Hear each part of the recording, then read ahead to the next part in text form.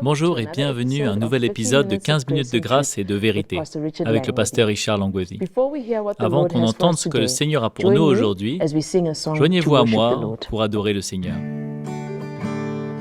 Holy Spirit, come in thy power, reveal Jesus Christ our Savior, lead us into the will of the Father.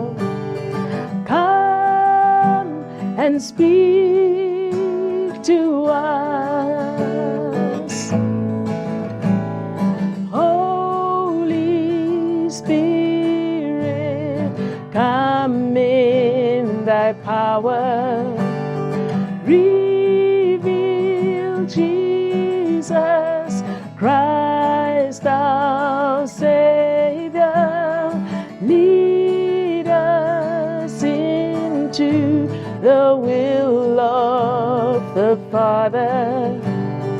Come and speak to us. Lead us into the will of the Father. Come and speak to us. Come and speak to us. Come and speak to us. Amen. Amen. Allons maintenant écouter ce que le Seigneur a.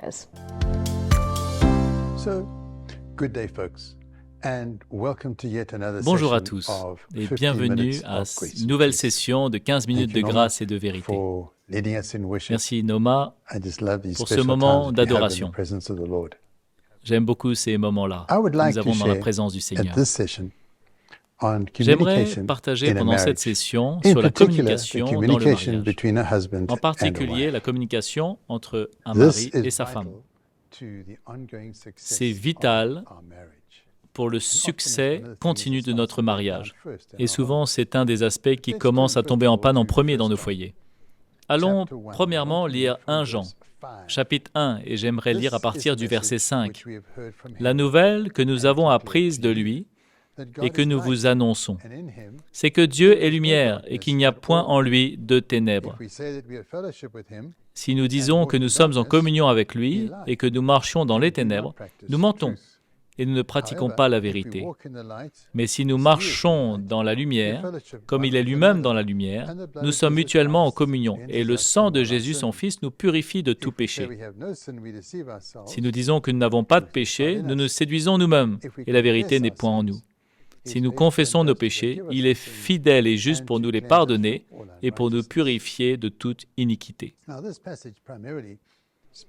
Maintenant, ce passage parle principalement de notre relation avec le Seigneur et comment il est tellement essentiel que nous puissions garder une marche quotidienne avec le Seigneur où nos cœurs sont clairs envers lui dans tous les aspects. Seulement, notre marche avec le Seigneur est un miroir avec la marche que nous avons avec nos frères et sœurs. Et ce qui s'applique avec le Seigneur s'applique aussi les uns envers les autres. Et j'aimerais pouvoir le décomposer et vous montrer comment cela peut s'appliquer à nos foyers. La première partie de ce verset nous dit « Ne marchons pas dans les ténèbres ». Dans notre marche avec le Seigneur, si nous sommes en communion avec lui et si nous marchons dans les ténèbres, nous mentons et nous ne pratiquons pas la vérité. Qu'est-ce que vous pensez que ça veut dire de marcher dans les ténèbres? Marcher dans les ténèbres, c'est de cacher des choses. C'est-à-dire d'avoir des zones, des sujets dont on ne parle pas. Ça veut dire qu'il n'y a pas de lumière. Ça veut dire qu'il y a des sujets tabous. Et bien rapidement, dans nos mariages, nous commençons à construire ces zones où on ne peut pas aller, ces sujets tabous où on ne peut pas parler l'un avec l'autre. Donc, prenons un exemple de ce que ça pourrait être. Par exemple, sujet tabou numéro 1, comment dépensons-nous notre argent? C'est une bonne question. Le mari gagne son salaire. Est-ce qu'il met ça sur la table et il dit à sa femme, « Voici ce que j'ai gagné, comment va-t-on le dépenser ?» Ou est-ce qu'il va juste donner les sous pour la maison et va garder le reste dans sa poche? Et je vais décider comment je gère le reste. Ou alors peut-être c'est madame, peut-être que madame gagne plus d'argent que son mari. Elle va dire, moi je suis celle qui pourvoit, je donne un peu pour la maison, mais j'ai le droit de garder mon salaire et de le dépenser comme je veux. Ou alors, vous gagnez tous les deux de l'argent et vous décidez que toi tu vas payer le loyer, moi je vais payer pour les courses et on garde chacun son argent. Et à partir du moment où on a ce genre d'attitude, on a une zone de méfiance et de ténèbres. Nous ne sommes pas libres de pouvoir parler de choses qui vont affecter notre vie. D'où cela vient? Combien d'argent tu as dépensé? Pourquoi as-tu acheté cela? Le mari revient. Oh, j'ai vendu la voiture, j'en ai acheté une nouvelle. Maintenant, nous sommes dans des dettes. On ne peut pas faire ça. Comment on dépense l'argent? C'est quelque chose qu'on doit le faire en unité. À partir du moment où on ne peut pas parler d'argent, on a une zone d'ombre et de ténèbres. Maintenant, les choses qu'on regarde à la télévision, ou peut-être pas la télé, maintenant sur nos écrans. Est-ce qu'on a nos moments privés où on regarde ce qu'on veut, spécialement les hommes, parce qu'on peut souvent se laisser prendre dans des choses qu'on ne devrait pas regarder. Et on ne veut pas que nos femmes sachent nos petits secrets. Ou peut-être, mesdames, vous vous laissez prendre dans des choses que ne voudriez pas que votre mari sache. Encore une fois, on ne devrait pas avoir des choses qu'on ne peut pas regarder ensemble ou être ouvert à ce sujet. Ou alors même les gens avec qui on parle. Ça, c'est un gros sujet. Parce que spécialement au travail, vous savez, on va au travail et il y a peut-être une secrétaire, vous êtes une mère, vous êtes une femme, mais vous êtes secrétaire au bureau. Et peut-être que votre patron commence à être un peu familier. Vous commencez à avoir des discussions en dehors du travail, où vous allez déjeuner ensemble. Et vous ne pouvez pas parler de cela à votre mari. Vous ne pouvez pas dire que je suis allé déjeuner avec le patron parce qu'en fait, j'aurais jamais dû y aller. Et ça a créé une situation qui ne devait pas arriver. Et même pareil, un homme qui l'emmène sa secrétaire avec lui et on est allé en ville ensemble, mais c'était indécent, c'était pas bon. À partir du moment où on fait des choses et qu'on ne peut pas en parler, ou on ne peut pas parler avec qui on était, alors ce sont des zones d'ombre. Et comment maintenant on va gérer les conflits? C'est un quatrième point. Notre manière favorite de gérer les conflits, c'est de les enterrer. Ça veut dire qu'on ne va pas en parler. Aujourd'hui, on a un gros conflit et demain matin, on se réveille et on espère que le conflit est parti. Alors, on le laisse là même. Et vous savez ce que ça fait? Ça crée une zone où on ne peut pas aller. Ça veut dire qu'on ne peut pas retourner vers cet endroit, on ne peut pas reparler de ce sujet-là. Ça devient un sujet tabou, ça fait partie de notre vie où on marche sur des œufs en permanence et on ne peut pas parler librement. Ces sujets tabous, ça crée des ténèbres dans nos mariages. Maintenant, allons voir comment ces ténèbres vont commencer maintenant à grandir. Ce qui se passe alors, c'est qu'on commence à vivre des vies qui sont parallèles, l'un envers l'autre. Ça vient de manière subtile. On a commencé, on était un jeune couple, on était très amoureux, et après on a nos carrières. Et chaque matin, l'homme se lève, il va vers son travail, la femme se lève, elle va dans son travail, et on commence à être très impliqués dans nos carrières. Et tellement qu'on commence à communiquer de moins en moins entre nous. Et assez rapidement, nous réalisons que nous avons été absorbés dans des structures de vie parallèles. Et les enfants arrivent, et maintenant nous sommes occupés dans notre travail. Et nous commençons à parler entre nous, mais des enfants. Et on parle aussi entre nous, mais à travers les enfants. Comment ça s'est passé à l'école? Qu'est-ce qu'ils ont fait? Est-ce qu'ils ont fait leur travail? Tout est toujours à travers les enfants. On a maintenant arrêté de nous parler l'un à l'autre de nous-mêmes. Et j'appelle cela le divorce silencieux. Des gens qui vivent dans une maison, qui sont mariés légalement, mais qui vivent des vies parallèles, qui ont perdu l'art et la liberté de partager leur vie de manière ouverte l'un avec l'autre, consumés complètement et pris par leur programme personnel. Ma carrière, c'est mon objectif principal. Je viens à la maison et je parle à ma femme le moins possible. Finalement, on a très peu en commun. Et on parle peut-être de l'Église ou des enfants, mais entre nous-mêmes, nous n'avons pas grand-chose à dire. Nous avons perdu la romance, nous avons perdu la liberté, nous avons perdu l'empathie.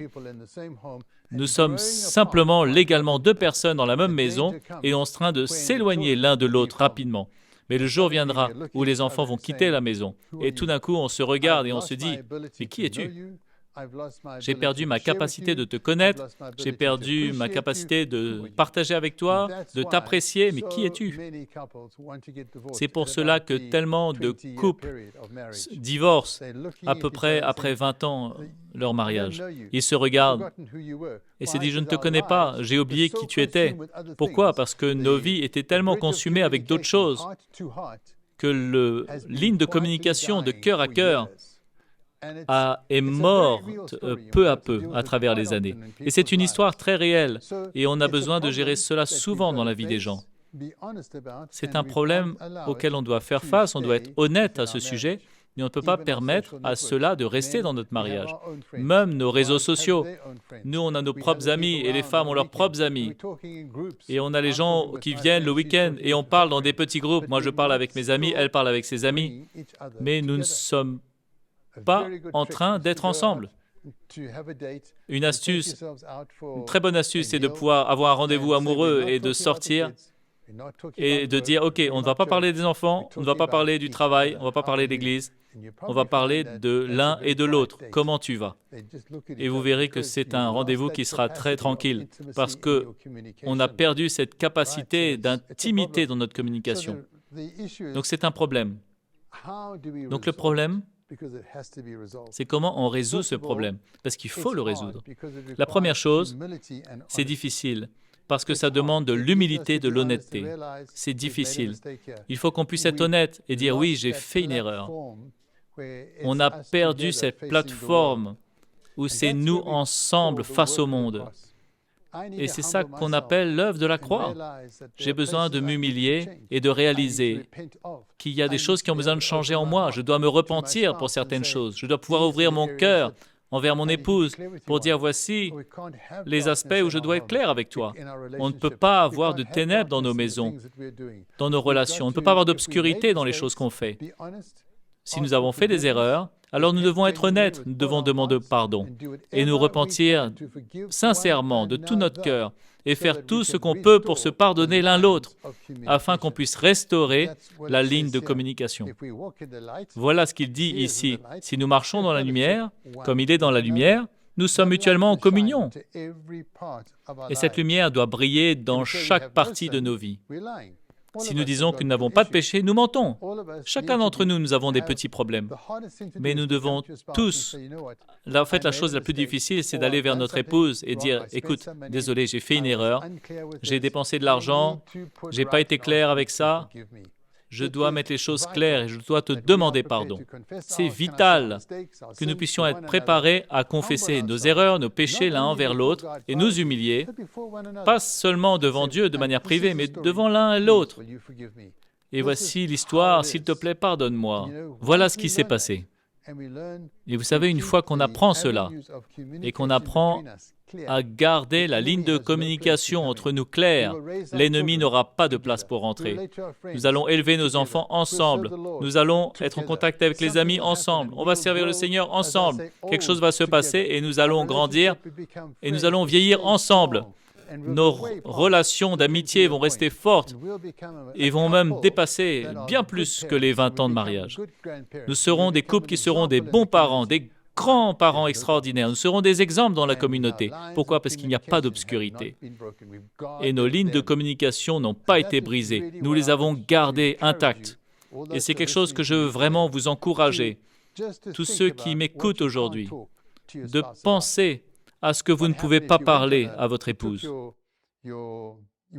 Si vous partiez, vous faisiez un rendez-vous amoureux et dit on ne va pas parler des choses communes, mais on va parler plutôt des choses réelles, l'état de notre cœur et comment tu vas. Vous allez voir à quel point c'est difficile. Donc, que le Seigneur vous encourage, que le Seigneur ouvre vos yeux et que vous réalisiez que ces lignes de communication sont essentielles pour un mariage solide et heureux. Que le Seigneur vous bénisse et vous fortifie. Il mette sa main sur votre foyer. Amen. Merci beaucoup d'avoir été avec nous. On apprécie beaucoup votre présence avec nous aujourd'hui. N'oubliez pas d'aimer cette vidéo et si vous voulez recevoir des notifications des futurs épisodes, abonnez-vous à cette chaîne et cliquez sur le bouton notification. Si vous voulez rester en contact avec nous, vous pouvez nous écrire sur l'adresse qui apparaît maintenant sur l'écran. Nous espérons vous revoir bientôt. Que le Seigneur vous bénisse et au revoir.